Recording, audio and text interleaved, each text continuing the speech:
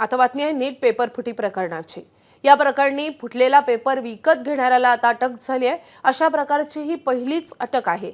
लातूरच्या सिद्धिविनायक रुग्णालयाचा बालरोग तज्ञ डॉक्टर मनोज शिरुरे याला सीबीआयने बेड्या ठोकल्यात। डॉक्टर शिरुरेने आपल्या मुलासाठी नीटचा पेपर विकत घेतला होता।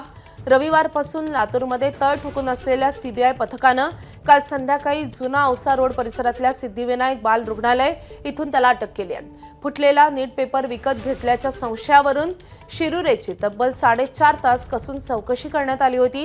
या चौकशी दरम्यान काही कागदपत्रे, मोबाईल आणि डिजिटल पुरावे सीबीआयने ताब्यात घेतल्याची माहिती आहे। सीबीआयच्या प्राथमिक तपासात डॉक्टर शिरुरे, शिवराज मोटेगावकर आणि पीव्ही कुलकर्णी यांच्या संपर्कात असल्याचं समोर आलंय। मागील काही वर्षांपासून ते पेपर फुटीच्या नेटवर्कमध्ये सहभागी असल्याचा देखील संशय तपास यंत्रणांना आहे।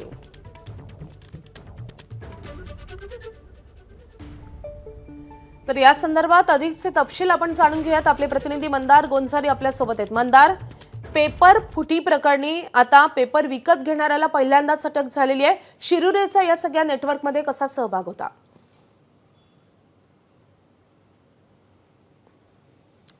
माधवी, आपण पाहतो आहोत गेल्या काही दिवसांपासून आतापर्यंत जे आरोपी अटक आहेत ते पेपर फुटीमध्ये सहभागी होते।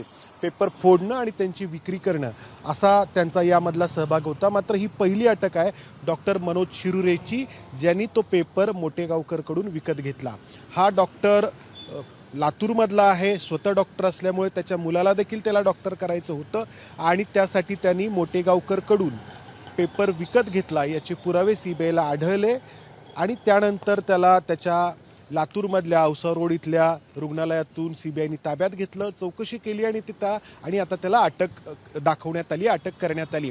ही अटक यासाठी महत्त्वाची आहे कारण आत्तापर्यंत हा पेपर अनेकांना विकला गेलेला आहे हे समोर आलेलं आहे।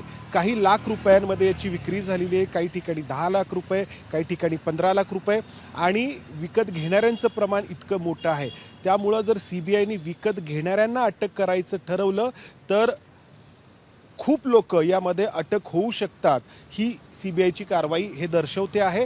त्याच्यामुळे ही अटक अतिशय महत्त्वाची आहे। मोटेगावकरच्या हा संपर्कात होता, पीव्ही कुलकर्णीच्या संपर्कात होता आणि याचा फक्त स्वतःच्या मुलासाठी पेपर विकत घेण्यामध्ये रोल आहे की आणखी इतरही त्यांनी काही केलेलं आहे या टोळीसाठी, हा सगळा सीबीआयच्या तपासाचा भाग असणार आहे। माधवी, नक्कीच आता पेपर विकत घेणारे किती या सगळ्या चौकशीतून समोर येतात हे पाहणं देखील तितकंच महत्त्वाचं असणार आहे। मंदार, धन्यवाद या सगळ्या सविस्तर अपडेटसाठी। तो आणखी एका महत्त्वाच्या घटनेसंदर्भात तुमच्याकडून अपडेट जाणून घ्यायचे, त्यामुळे तुम्ही सोबतच राहा। एबीपी माझा, उघडा डोळे बघा नीट।